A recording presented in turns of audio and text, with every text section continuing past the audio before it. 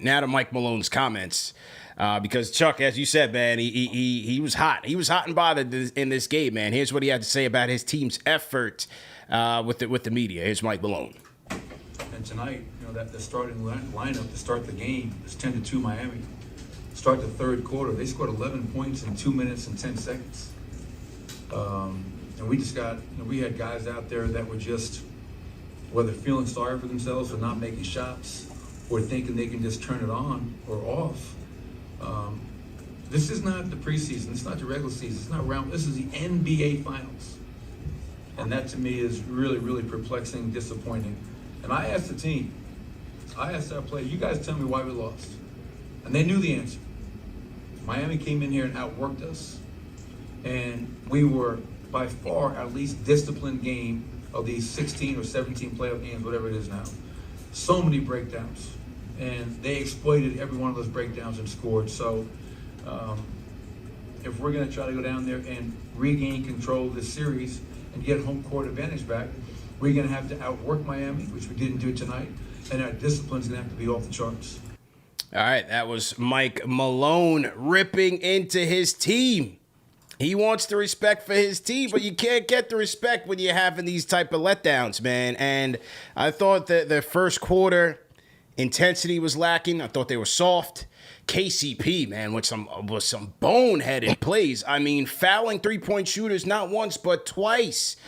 We've seen many teams now, not just the Nuggets, but many teams lose their connectivity on those Heat pick and rolls, because sometimes they're running pick and rolls and sometimes they're shedding the screen and you leaving wide open shooters.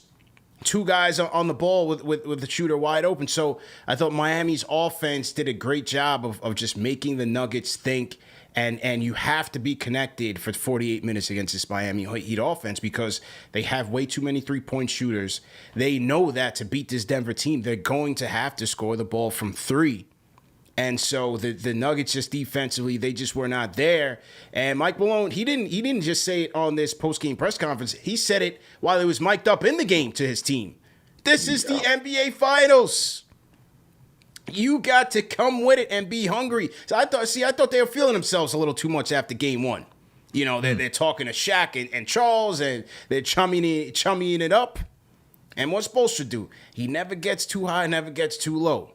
He knows they know what they need to do. They're going to make their adjustments, and you're going to have to expect a more resilient and gritty Miami Heat team. And for Denver, like I said, defensively was the main issue. They just weren't there. They weren't connected.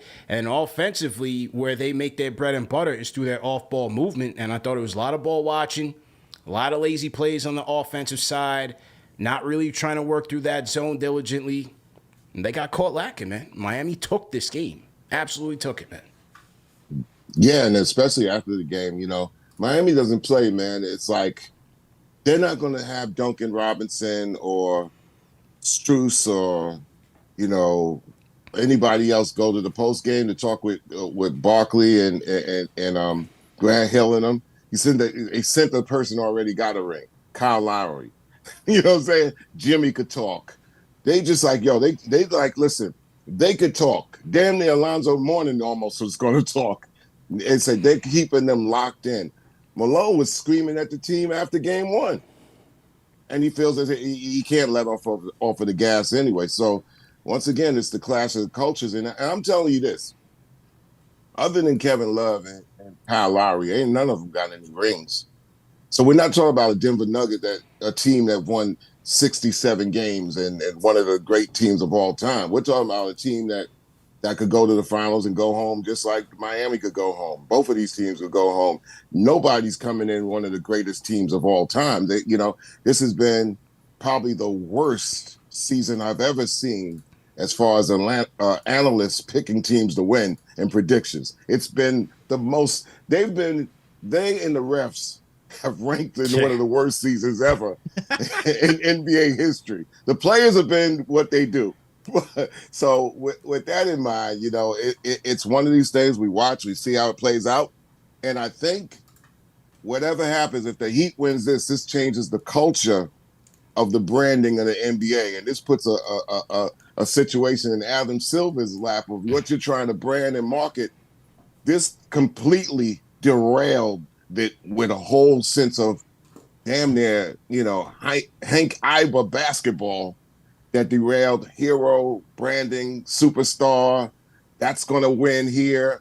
What happens to Adam Silver after, if let's say the Heat wins? So maybe that's a later discussion, but the NBA is at the crossroads in its first full season since the pandemic. I agree with you, Chuck. If Miami wins this series, I think it's another complete shift.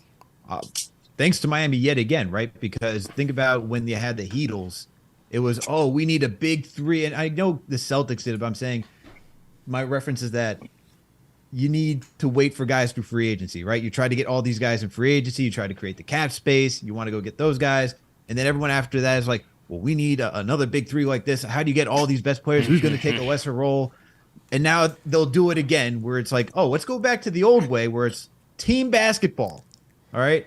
Truly team basketball. You need one, maybe two guys that you can rely on, which would be Bam and Jimmy, and you get some high quality role players. And that's really how you build it. And I mean, with the salary cap changing starting next season, we might start to see that. We might start to see that sooner rather than later. And it'll be interesting how teams construct their teams moving forward if the Heat win.